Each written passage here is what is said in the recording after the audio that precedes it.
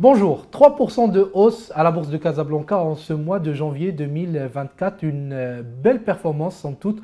On va essayer de revenir sur quelques faits marquants de ces 4 premières semaines de l'année, ainsi que peut-être des projections sur les thématiques à jouer sur le marché boursier à court et moyen terme dans ce nouveau numéro de marché et stratégique. Je suis accompagné par Abdelrazak Mghraoui, expert en la matière, qui va nous expliquer tout cela. Abdelrazak, bonjour.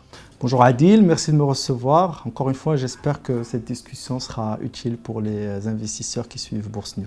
Alors, 3-4 points à voir dans cette capsule aujourd'hui. Quand on regarde un peu les valeurs qui ont carburé durant le mois de janvier, j'ai la liste sous les yeux. Allianz, Espace Saada, Agdital, Jet Contractors, TGCC, Total et d'autres. Est-ce que pour vous, ce sont des valeurs qui ont des points en commun? Est-ce que ce sont des histoires un peu qui se ressemblent ou pas du tout? Comment expliquer ces performances? Pour faire le lien avec ce qu'on a dit il y a 2 semaines, en fait, tout ça, il ne faut pas le dissocier d'un contexte macro qui est de plus en plus favorable si on exclut un peu le facteur sécheresse. Donc, je veux parler des taux, je veux parler un peu de toutes les thématiques, reconstruction, Coupe du Monde, nouveaux programmes immobiliers et tout.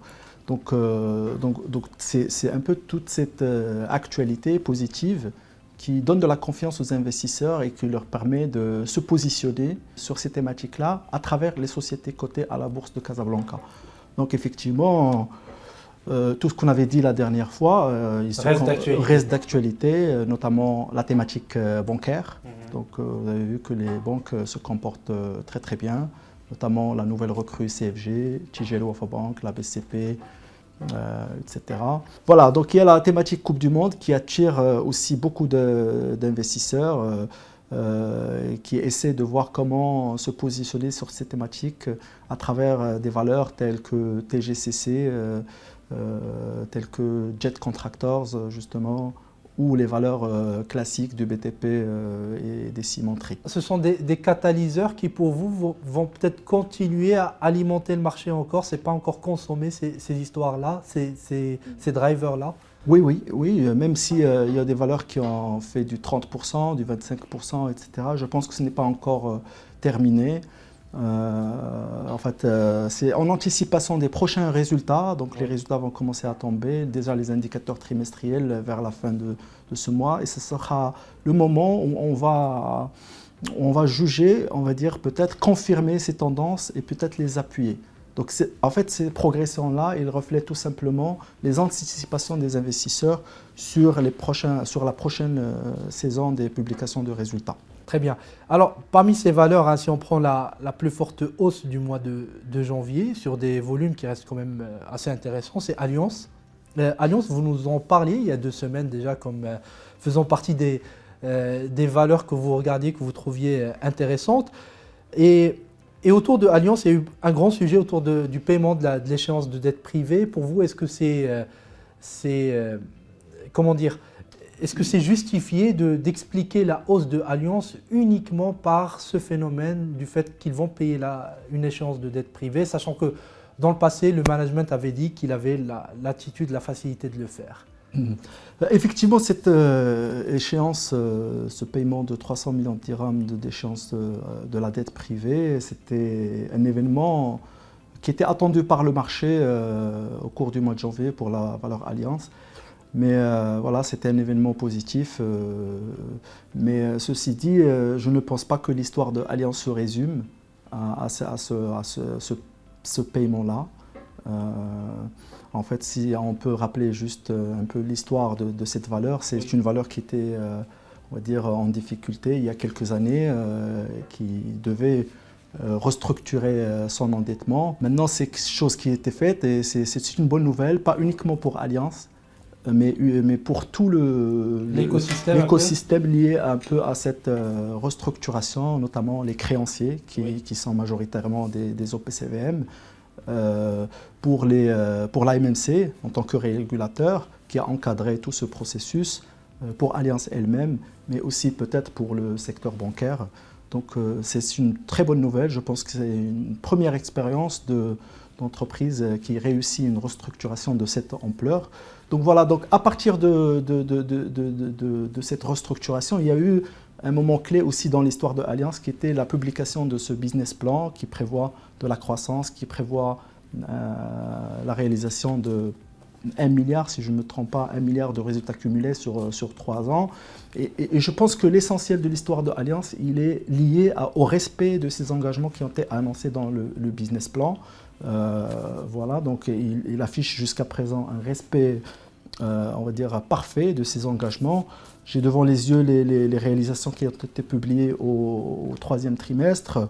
Et on voit des progressions intéressantes du chiffre d'affaires de 22%, des préventes de 10% et de la production de 27%. Donc tous ces indicateurs, ils donnent la visibilité aux investisseurs, pas uniquement pour 2023, mais aussi pour 2024. Donc je pense que c'est la progression de Allianz, il était un peu naturel. Peut-être l'échéance, le paiement, c'était un jalon supplémentaire, un prétexte de plus pour qui conforte les investisseurs dans leur positionnement. Mais je pense que c'est plus justifié par l'évolution depuis l'annonce de ce business plan et la réussite de la restructuration et aussi les anticipations de la continuation de cette tendance en 2024 et peut-être au-delà. Très bien. Alors, merci pour ce tour d'horizon, on a presque fini Abdelrazak. Alors dans les valeurs qu'on a citées actuellement, donc voilà, on a des valeurs de l'immobilier, etc. Mais on a aussi beaucoup de valeurs de croissance comme Acdital, TGCC. Selon vous, les valeurs de rendement qui n'ont pas vraiment carburé en début d'année sur les 4 premières semaines, dans le contexte actuel marqué par une baisse des taux obligataires, est-ce que c'est une thématique qu'il va falloir commencer à regarder ou ce n'est pas encore le moment de le faire ? Alors effectivement, donc, la baisse des taux, c'est un élément clé dont on a parlé plusieurs fois, on le répète, c'est un élément clé. Mais il y a aussi un autre élément qui est l'amélioration ou l'anticipation des investisseurs sur l'amélioration de la capacité bénéficiaire de certaines sociétés.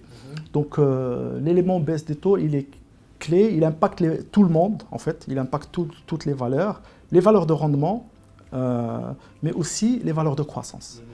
Et je dirais même que la baisse des taux, elle profite plus aux valeurs de croissance. Pourquoi ? Parce qu'on dit généralement la baisse des taux, elle est intéressante pour tout ce qui a une duration longue. Donc plus le flux de trésorerie sont lointains, plus il y a une sensibilité forte pour la baisse des taux.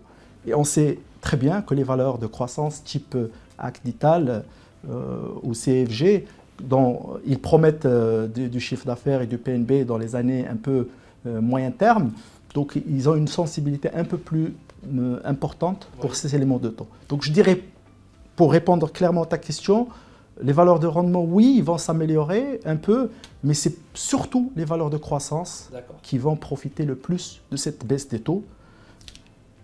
Par rapport aux certaines valeurs de rendement, je voudrais juste donner un exemple d'une valeur qui a déjà commencé à profiter un peu de cet arbitrage favorable, qui est Arade Capital, dont on a vu qu'il a stagné pendant longtemps, à cause notamment de la hausse des taux et des craintes par rapport aux hausses des taux, mais on l'a vu qu'il s'est commencé quand même à se libérer un peu suite à la baisse récente des taux d'intérêt. Très bien, donc il y a peut-être, pour résumer ce que vous me dites et vous m'expliquez, il y a peut-être un effet d'entraînement pour les valeurs de rendement, mais les vrais bénéficiaires de la baisse des taux, c'est vraiment les valeurs de croissance.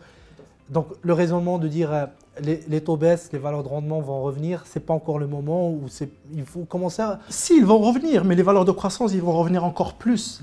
Et si tu te rappelles, à Adil, on en a parlé il y a 15 jours, on avait dit qu'entre 2013 et 2020, le marché avait beaucoup d'intérêt pour les valeurs de rendement. Pourquoi ? Tout simplement parce qu'il n'y avait pas d'histoire de croissance. Aujourd'hui, la situation a changé et on a de plus en plus d'histoires de croissance. Et donc on le voit clairement à travers les performances depuis le début de l'année que ce sont les valeurs de croissance qui se distinguent clairement.